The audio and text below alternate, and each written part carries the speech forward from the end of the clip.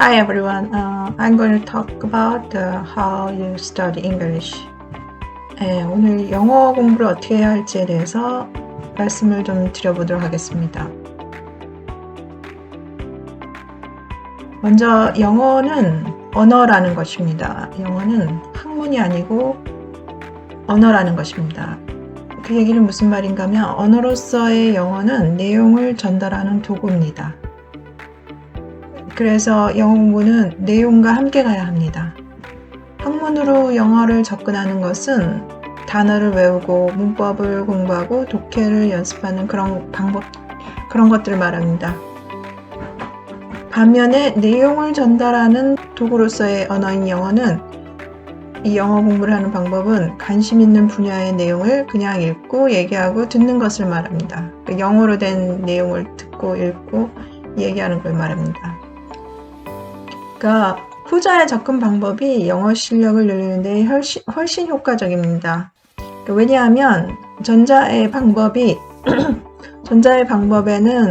없는 공부하는 사람과의 관련성이 후자의 방법에 있기 때문입니다. 그러니까 여러 교육학자들이 밝힌 바에 의하면 가장 효과적인 학습법은 공부하는 내용이 공부하는 사람과 관련성이 있을 때라고 합니다. 내가 영어로 된 내용을 읽을 때 그 내용이 나의 삶과 밀접한 관련이 있으면 자연적으로 공부하는 내용에 대한 관심을 계속 유지하기가 쉽고 그 내용이 쉽게 기억에 남게 된다는 것입니다. 그래서 영어 실력이 자연스럽게 향상된다는 것입니다.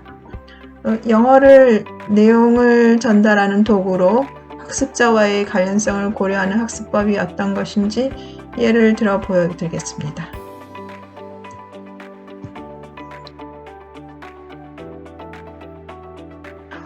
지금 보여드리는 것의 내용은 제가 미국에 있는 어떤 온라인 랭귀지 아트 프로그램을 가지고 조카를 도와주고 있거든요. 영어 배우는 거를.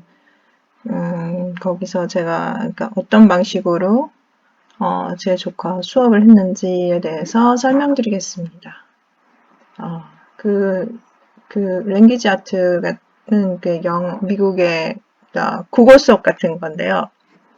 제가 왜 내용을 가지고 영어를 가르치는 게 효과가 있는지 말씀드리도록 하겠습니다. 일단 수업 커리큘럼 여러 가지 내용 중에 한 가지가 이제 책을 읽고 같이 이야기를 나누는 그런 시간인데요. 그래서 이번에 같이 했던 책의 내용은 The Talented Clementine이라는 책이었습니다.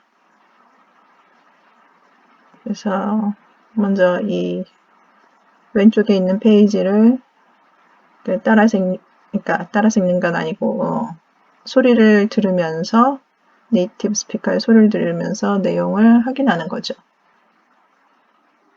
지금 이게 녹음이 But Margaret's teacher saw me. She looked down at her clipboard and frowned. Then she yelled so loud all the kids in the auditorium stopped what they were doing to listen. Clementine, I don't seem to have you listed here. No matter, we'll fit you in. What's your act? I went over there and whispered in her ear that I didn't have one. I hoped the kids watching thought I was saying I couldn't choose one because I had too many talents. What do you mean you don't have one? Margaret's teacher yelled, even though I was right there. Okay, fine. Maybe she didn't yell it. But all the kids were listening so hard, they heard anyway. Hey, Clementine, one of the fourth graders called out. Your face looks like it's burning up. Maybe that could be your act. 지금 내용을 보셔서 아시겠지만 일단 이 책의 내용을 이렇게 같이 읽고 그 다음에 질문이 있습니다. 아랫분 하단에 Ask and answer question. Why does Clementine whisper in the teacher's ear? 그러니까 이 질문을 제가 이제 제 조카한테 던져봤죠. 왜 클레멘타인이 선생님의 귀에다 대고 속삭였을까? 그러니까 그 부분이 여기 나오는데, 이 얘기를 했을 때, 이 질문을 했을 때 제 조카가 이 내용을 다시 자세히 읽어보더라고요. 왜냐하면 처음 한번 들으면서 읽은 내용을 이렇게 머리에 확 들어가 전체적으로 완전 이해가 된 건 아니었거든요. 제 조카가 그렇게 영어를 아주 잘하는 학생은 아니었기 때문에 대체적으로 이미지만 머릿속에 갖고 있었지 아주 자세한 디테일한 내용들이 머리에 들어가 있지는 않았거든요. 그래서 이 내용을 다시 한번 읽더니 뭔가 이 학생이 뭔가 부끄러워해서 선생님의 귀에다 대고 이 얘기했다는 거를 캐치해내더라고요. 그래서 저한테 얘기해주더라고요. 그래서 제가 그러니까 설명을 해줬죠. 왜 이 학생이 부끄러울까? 좀 더 이제 내용을 더 자세하게 이해할 수 있게 내용을 해준 거죠. 얘기를 해준 거죠. 그랬더니 저희 조카가 질문하는 내용이 이런 거였어요. 왜 선생님이 이 학생이, 그러니까 내용은 이런 겁니다. 이 학생이 지금 장기자랑에 나가고 싶은데 특별히 장기가 없는 거예요. 근데 거기 나타난 거죠, 리허설에. 그러니까 선생님이 이렇게 보더니 명단을 보고, 너 이름이 없는데 여기 왔구나. 그래, 그럼 한번 네가 할 수 있는 걸 찾아보자. 그래서 뭘 잘할 수 있냐 하고 물었더니 그 아이가 그러니까 귓속말로 그러니까 창피했던 거죠. 뭔가 자기가 뚜렷이 잘하는 게 없는 거를 선생님한테 얘기해 주는 게 다른 사람들이 알게 되는 게 창피해서 귓속말로 해준 거죠. 그랬더니 선생님이 그러면 너는 여기 나하고 같이 서 있으면서 다른 애들이 하는 걸 보자. 그렇게 얘기를 한 그런 내용이었거든요. 그러니까 저희 조카가 질문하는 게 왜 이 학생이 자기가 특별히 장기가 없다는 걸 얘기했는데 선생님이 왜 돌려보내지 않고 자기 옆에 있게 했는지 그런 질문을 하더라고요, 저한테. 아마 이런 일이 실제로 한국에서 있었다면 한 이틀 동안은 학교를 못 나왔을 거라고 너무 창피해서 그런 얘기를 하더라고요. 그래서 거기에 대해서 저는 이제 어떤 식으로 대답을 했냐면 그러니까 이게 제가 미국에 오래 살면서 미국 사람들이 이런 상황에서 어떻게 대처하는지를 좀 보고 배운 건데 대체로 이런 상황에서 미국 사람들은 넌 이름이 없으니까 그냥 가 이렇게 한다기보다는 그러니까 이렇게 저의 해석은 그런 거야. 이 선생님이 이 학생을 거기에 서서 지켜보게 함으로써 부끄러움을 극복하는 부끄러움을 극복할 수 있는 기회를 줬다는 거죠. 그 다음에 또 한 가지는 그 부끄러움을 극복하면서 자기가 뭘 할 수 있는지 찾을 수 있는 기회를 줬다는 거죠. 아마 그런 의도로 하지 않았을까 하는 그런 저의 생각을 좀 같이 나눴습니다. 그러니까